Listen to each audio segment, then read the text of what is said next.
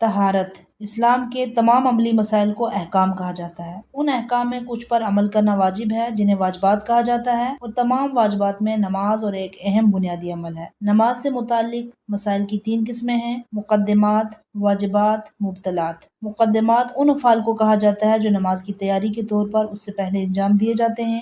واجبات وہ افعال ہوتے ہیں جو نماز کا جز ہیں اور خود نماز کا حصہ ہیں، یعنی تکبیرۃ الاحرام سے سلام تک۔ مبطلات وہ افعال جن کو انجام دینے سے نماز باطل ہو جاتی ہے۔ مقدمات نماز: ایک نمازی کو نماز سے پہلے جن باتوں کی طرف دھیان ہونا چاہیے ان میں سے ایک طہارت بھی ہے۔ نماز پڑھنے والے کے لیے پہلے اپنے بدن اور لباس کو نجاست سے پاک کرنا ضروری ہے، لہٰذا وہ نجاسات کو پہچاننے اور پھر نجس شدہ اشیاء کو پاک کرنے کا طریقہ بھی سیکھیں۔ اس سلسلے میں آپ شریعت اسلامی کے اسکولیہ کو یاد رکھیں: 11 چیزوں کے علاوہ اس دنیا کی ہر چیز پاک ہے، البتہ وہ چیز نجس ہو جائے گی جس سے ان نجاسات میں سے کوئی نجس چیز مل جائے، جیسے پیشاب، پخانہ، منی، مردار، خون، کتا، سور، شراب، فقہ اور کافر، اور نجاست کھانے والے اونٹ کا پسینہ۔ انسان اور چوہے، بلی جیسے خون جہندہ رکھنے والے ہیں۔ حرام گوشت جانور کا پیشاب اور پخانہ نجس ہے۔ انسان اور خون جہندہ رکھنے والے بیر بکری جیسے جانور کی منی اور مردار اور خون نجس ہے۔ زمین پر رہنے والے کتے اور سور نجس ہیں، دریائی کتے اور سور پاک ہیں۔ شراب اسی طرح ہر وہ چیز جو انسان کو مست کر دے نجس ہے، لیکن شرط یہ ہے کہ وہ سیال بہنے والی ہو۔ فقہ: جو کی شراب نجس ہے۔ بیرلی واٹر: جو کا وہ پانی جو طبی طریقے پر تیار کیا جاتا ہے اور آب جو کہلاتا ہے، نجس نہیں ہے۔ کافر: نجاست کھانے والے اونٹ کا پسینہ۔ طہارت اور صفائی کی طرح نجاست اور گندگی بھی 2 الگ الگ چیزیں ہیں۔ ممکن ہے ہر ایک چیز صاف ستھری ہو لیکن احکام اسلام کے اعتبار سے پاک نہ ہو۔ اسلام نے ان دونوں کی اہمیت دی ہے، لہٰذا انسان خود بھی پاک و صاف رہے اور اپنے ماحول کو بھی صاف ستھرا رکھنے کی کوشش کرے۔ اس جگہ کچھ خاص مسائل تحت پیش کیے جا رہے ہیں۔ انسان اور ان حرام گوشت جانوروں کا پیشاب پخانہ نجس ہے جو